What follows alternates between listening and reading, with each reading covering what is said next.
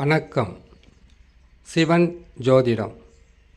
இந்த ஜோதிட சேனலில் கடகராசி குரு பெயர்ச்சி பலன்கள் வருகின்ற 8/10/2025 குரு பகவான் பெயர்ச்சி பெறுகிறார். 20/10/2026 வரையில் ஜென்ம குருவாக இருக்கின்ற குரு பகவான் என்னவெல்லாம் செய்வார்? நன்மைகளை செய்வாரா, தீமைகளை செய்வாரா? நற்பலன்கள் நடக்குமா, சுப நிகழ்ச்சிகள் நடத்த முடியுமா? வாழ்க்கையில் அகல பாதாளத்தில் விழுந்த கடகராசிக்காரர்களுக்கு அதிலிருந்து மீண்டு வர மார்க்கம் இருக்குமா? மாற்று வழி பிறக்குமா? துன்பங்கள் தொலைந்து போகுமா? சந்தோஷமான வாழ்க்கை வாழ முடியுமா என்கின்ற கேள்வி கட்டாயமாக இருக்கும். காரணம், ஒரு நிலையில் பாதிப்பை சந்திக்கவில்லை கடகராசிக்காரர்கள். அஷ்டம சனியில் அகப்பட்டு கொண்டு எண்ணற்ற துன்பங்களை, இழப்புக்களை, மான அவமான சம்பவங்களை சந்தித்து வந்த கடகராசி. பொருள் இழப்பு, பொருட்களால் பல வகையான பிரச்சனைகள், உறவுகளை எதிரிகளாக மாறிய காலம், நம்பியவர்கள் துரோகங்களை செய்த அந்த துரோகத்தை தாங்க முடியாமல் கண்ணீர் வடித்த காலம், சொத்துக்களால் பல பிரச்சனை, கணவன் மனைவிக்குள் கருத்து வேறுபாடு, நண்பர்களிடையே எண்ணற்ற கசப்பான சம்பவங்கள், இத்தனையும் அனுபவித்த கடகராசிக்காரர்களுக்கு குரு பகவானால் நன்மைகள் நடக்குமா? குரு பகவான் என்பவர் தனக்காரகன், கௌரவ கிரகம், புத்திரக்காரகன், பிரகாஸ்பதி. ஒரு மனிதனுடைய வாழ்க்கையில் குரு பெயர்ச்சி என்பது மிகவும் முக்கியமானது. ஏனென்றால் குரு நல்லா இருக்கிறாரா, பொருளாதார உயர்வு இருக்கும், குடும்பத்தில் சந்தோஷம் நிலைத்திருக்கும், செய்யும் தொழிலில் மிகப்பெரிய லாபமும் முன்னேற்றமும் கொடுத்து கொண்டிருப்பார்.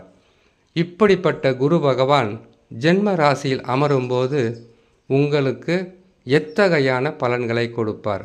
அலைச்சல்கள் அதிகரிக்கும், மன உளைச்சல் அதிகரிக்கும், பொருளாதாரத்தில் பின்னடைவை சந்திக்கலாம், குடும்பத்தில் உங்களுடைய வார்த்தைகளுக்கு மதிப்பும் மரியாதையும் இல்லாமல் போகும், உடல் நலத்தில் பாதிப்பை கொடுப்பார், மனநலமும் பாதிக்கும். காரணம் ஜென்மகுரு. இது எப்படி இருக்கும்? இது எப்படி விலகும்?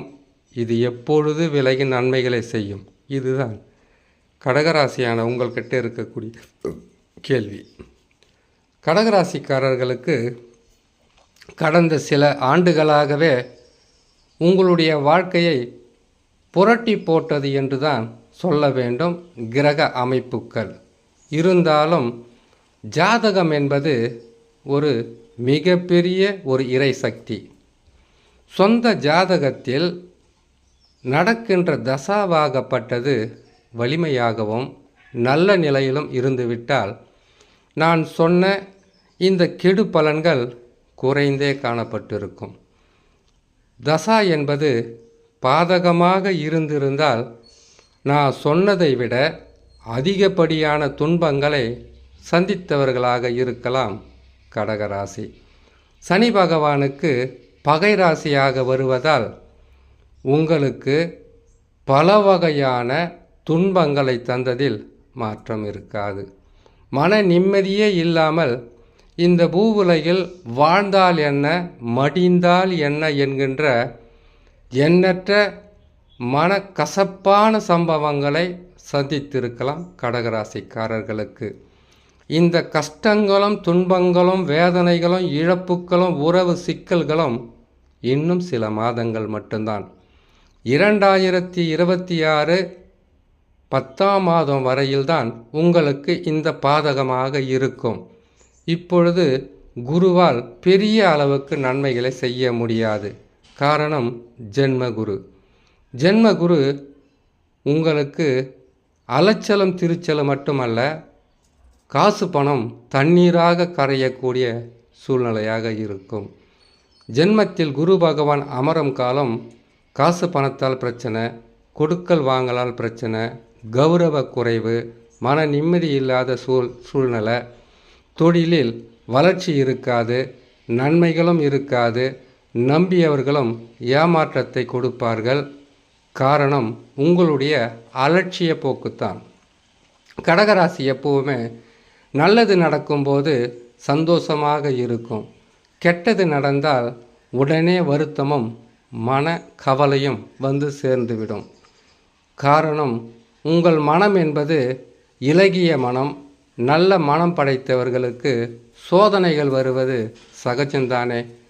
நீங்கள் இழந்ததை விட பல மடங்கு பெறக்கூடிய காலம் அருகில் இருக்கு. குரு பகவான் இப்பொழுது ஜென்ம ராசியிலிருந்து வக்கரம் பெறுவார். வக்கர நிவர்த்தி பெற்றால் ஜென்ம ராசியிலே இருப்பார். 2026 10ஆம் மாதத்திலிருந்து உங்களுடைய வளர்ச்சியாகப்பட்டது மிகவும் வேகமாகவும், உங்களுடைய பொருளாதார உயர்வு என்பது எதிர்பாராத அளவிற்கு தனலாபங்களாகவும், தொழில் வளர்ச்சியாகவும், குடும்பத்தில் சந்தோஷமாகவும், தடைகளும் தடங்கல்களும் எண்ணற்ற தொல்லைகளும் உங்களை விட்டு விலகும். எதிர்த்தவர்கள் அடங்குவார்கள். உங்களை சாதாரண மனிதராக நினைத்தவர்கள் கூட இவர்களால் இதையெல்லாம் செய்ய முடியுமா என்கின்ற அளவிற்கு ஆச்சரியப்படுவார்கள், அதிசயப்படுவார்கள். ஆனால் அதற்கு இன்னும் சில மாதங்கள் பொறுமை காக்க வேண்டும். அஷ்டம சனியை சந்திச்சிட்டீங்க. அஷ்டம சனி ஒரு முறை வந்து போனால் 30 ஆண்டுகள் வரையில் நினைவில் இருக்கக்கூடிய அளவிற்கு துன்பங்களாக இருந்திருக்கும். அந்த துன்பத்தையே சந்தித்து வந்த உங்களுக்கு இன்னும் சில மாதங்கள் மட்டும் பொறுமையாக இருந்தால் போதும். வாழ்க்கையில் மிகப்பெரிய வெற்றியும் சந்தோஷமும் மன நிறைவும், எடுத்த காரியங்களில் உங்களுக்கு ஜெயத்தையும் கொடுக்கக்கூடிய காலம் அருகிலே இருக்கு என்று சொல்லி இன்னொரு நல்ல பதிவில் உங்களை நான் சந்திக்கிறேன். நன்றி, வணக்கம்.